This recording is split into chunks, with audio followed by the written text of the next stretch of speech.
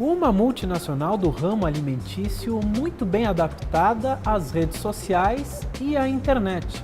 Eu converso agora com Josh Karpf, diretor de mídia digital global da Pepsico, que vai nos contar quais são as estratégias da empresa para a Web 2.0.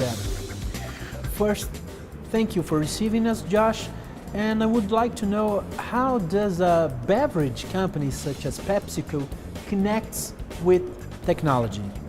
I think if you think about PepsiCo and our size, so we're a $60 billion food and beverage company with large consumer brands, and we're really about a company that builds big consumer brands and a company that has always been about innovation. And I think for our brands today and our consumers today, they're increasingly using digital media to interact with each other and to interact with content. So for us, it's really important to move at the pace of consumers.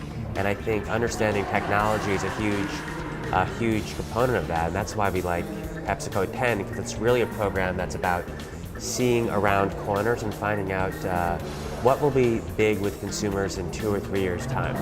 Well, and you just launched PepsiCo 10 here in Brazil.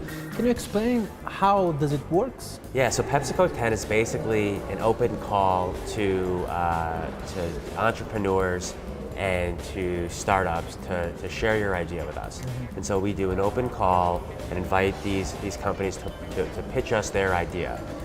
We launched the program in the United States in 2010 and in Europe in 2011. And here in Brazil, we're opening the program up. We're going to invite entrepreneurs to share their ideas with us. We're going to, from the applications, we're going to select up to 10 companies that will be the PepsiCo 10. So the PepsiCo 10, they get the ability to run a pilot program with the PepsiCo brand here in Brazil, which for them is a great opportunity to get exposure and mentorship from a big brand. And for us, it's a great way to expose our teams to new technologies. So for us, we get the benefit of being able to see companies in an earlier stage than we would typically see them, because these are companies that are earlier stage, up to 2 or 3 years in the market.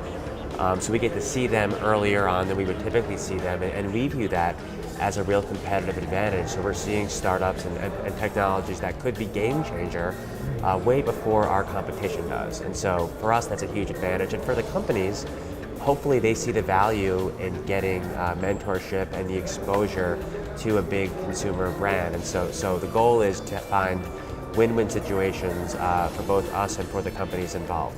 Where are the opportunities for startups nowadays? I mean, there's so many exciting spaces, and I think obviously mobile is a huge space, and for us being able to deliver content via the mobile device to consumers is a huge opportunity. So we'll be looking for things in that space. We're also looking for technologies in the sustainability space, which is hugely important to us. Gaming and entertainment, these are areas that have always been really important to our company. So those are the areas that we think could be really exciting. And here in Brazil, there's so much energy and excitement in the digital space. They're seeing a lot of new companies coming that are popping up here. We're obviously the pace of adoption among consumers of digital media continues to grow at an exponential rate. It's one of the fastest in Latin America. So we're really excited. And obviously Brazil is a huge market for PepsiCo, and we have a great set of brands here, and so we think that it's the right program in the right market at the right time.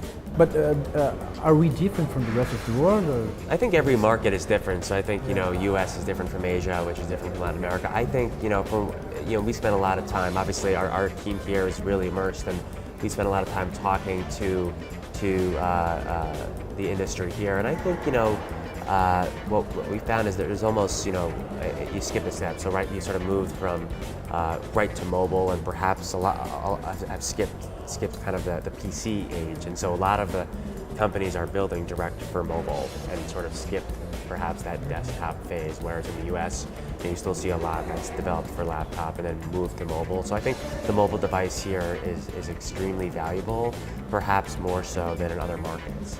I think, you sense it from being here and from the energy in the market. So I'd say that's one big difference. Thank you very much, Josh. E você lê a matéria completa na Isso é Dinheiro.